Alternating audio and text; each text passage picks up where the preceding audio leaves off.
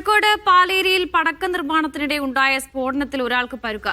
കടിയങ്ങാട് ഇടക്കോട്ടുമൽ സ്വദേശി അനിൽകുമാറിനാണ് പരുക്കേറ്റത്. സാരമായി പരുക്കേറ്റ അനിൽകുമാറിനെ കോഴിക്കോട് മെഡിക്കൽ കോളേജിൽ പ്രവേശിപ്പിച്ചു. പേരാമ്പ്ര പോലീസ് കേസെടുത്ത് അന്വേഷണം ആരംഭിച്ചു.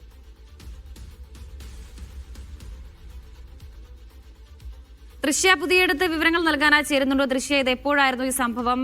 ഈ പരുക്കേറ്റയാളുടെ ആരോഗ്യനില അതെങ്ങനെ? മറ്റു വിവരങ്ങൾ? വർഷ വൈകുന്നേരം 4:30 ഈ അപകടം നടക്കുന്നത്. പാലേരിയിലെ ആൾതാമസമില്ലാത്ത വീട്ടിൽ പടക്ക നിർമ്മാണം നടത്തുന്നതിനിടയിലാണ് സ്ഫോടനമുണ്ടായത്.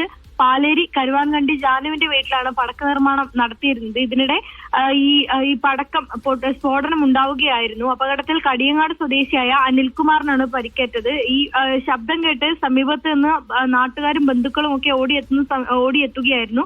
പിന്നീട് സാരമായി പരിക്കേറ്റ ഇയാളെ ആദ്യം ഈ പേരാമ്പ്ര താലൂക്ക് ആശുപത്രിയിലേക്കും അവിടെ നിന്ന് പ്രാഥമിക ചികിത്സയ്ക്ക് ശേഷം ഇപ്പോൾ കോഴിക്കോട് മെഡിക്കൽ കോളേജിലേക്ക് മാറ്റിയിട്ടുണ്ട്. പരിക്ക് ഗുരുതരമാണെന്നാണ് നമുക്ക് അറിയാൻ സാധിക്കുന്നത്. പിന്നീട് ഈ പേരാമ്പ്ര പോലീസിനെ വിവരം അറിയിച്ചതിന് പിന്നാലെ തന്നെ പോലീസ് സ്ഥലത്തെത്തി പരിശോധന നടത്തി. ഇത് കൂടാതെ തന്നെ ഡോഗ് സ്ക്വാഡും വിരലടയാള വിദഗ്ധരും ഒക്കെ സ്ഥലത്തെത്തി പരിശോധന നടത്തിയിട്ടുണ്ട്. ഈ സ്ഥലത്ത് നിന്ന് പടക്ക നിർമ്മാണത്തിന് ആവശ്യമായ ചാക്കുനൂലും വെടിമരുന്നും അടക്കം പോലീസ് കണ്ടെടുത്തിട്ടുണ്ട്.